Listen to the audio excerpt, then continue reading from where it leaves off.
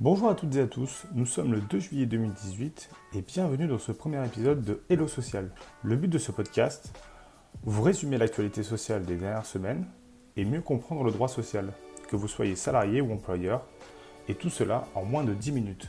Ce podcast vous est présenté par Florian, créateur de l'OWeb, facilitateur juridique en ligne. Au sommaire dans ce numéro, de l'actualité sociale, un dossier sur le 14 juillet et la question du jour, peut-on venir en short à son poste? Vaste programme. Commençons par l'actualité sociale. Dans cette rubrique, nous traitons des dernières décisions de justice ainsi que des cas de jurisprudence. Le premier thème abordé est un cas de requalification de CDD en CDI. Quand vous embauchez un salarié en CDD, vous devez avoir un objet précis, un remplacement, surcroît temporaire d'activité.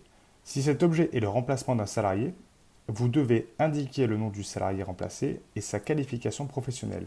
Serveur, maçon par exemple. Il suffit d'oublier une mention pour que le CDD soit requalifié ou transformé en CDI, car vous avez fait une erreur. L'information à retenir, si la qualification professionnelle reste bien définie et conforme à votre convention collective, la requalification en CDI n'est plus automatique. C'est donc une approche plus souple que retiennent les juges. Le second thème abordé est le cumul d'emplois. Quand un salarié cumule plusieurs postes dans plusieurs entreprises, il doit informer chacun de ses employeurs. L'une de ces raisons, c'est que chacun doit vérifier que le salarié n'atteint pas la durée hebdomadaire maximale de travail. Pour rappel, cette durée maximale ne doit pas être supérieure à 48 heures par semaine ou à 44 heures en moyenne sur 12 semaines consécutives. L'important, c'est de retenir les 44 heures maximum par semaine. L'information à retenir, un salarié peut être licencié pour faute grave, donc sans indemnité de licenciement, s'il refuse ou s'il ment sur la déclaration cumul avec un autre emploi. Si l'employeur lui demande le contrat de travail ou les bulletins de salaire et que le salarié refuse, celui-ci peut être licencié. Le troisième et dernier thème abordé porte sur la rupture conventionnelle. Lors de la signature d'une rupture conventionnelle, celle-ci doit être acceptée ou homologuée par la direction du travail. Parfois, l'administration refuse l'homologation si un calendrier de procédure n'est pas respecté ou une indemnité est trop faible.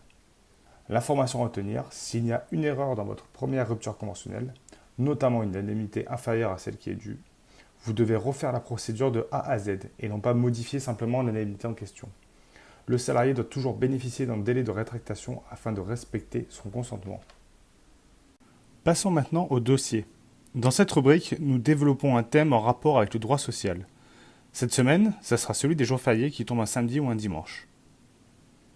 Il ne vous aura pas échappé que cette année, le 14 juillet tombe un week-end. Alors, comment ça se passe pour les congés payés? Est-ce que le salarié a droit à un jour de congé supplémentaire? Premier point, il faut faire une différence entre jours ouvrables et jours ouvrés. Les jours ouvrables sont les jours qui peuvent être légalement travaillés aux yeux de la réglementation en vigueur. Ce sont donc les jours de la semaine qui vont du lundi au samedi inclus. On exclut les dimanches et les jours fériés. Donc légalement, il y a 6 jours ouvrables par semaine. Les jours ouvrés sont les jours où une entreprise est réellement en activité. Les jours ouvrés vont en général du lundi au vendredi inclus, soit 5 jours ouvrés par semaine. Si la société est ouverte du mardi au samedi, comme les banques par exemple, on a toujours 5 jours ouvrés du mardi au samedi. Maintenant que c'est plus clair, voyons plus en détail. Le cas classique, les congés en jours ouvrables, ou 2,5 jours de congés par mois. Si le jour férié tombe un samedi, un jour de congé ne sera pas décompté.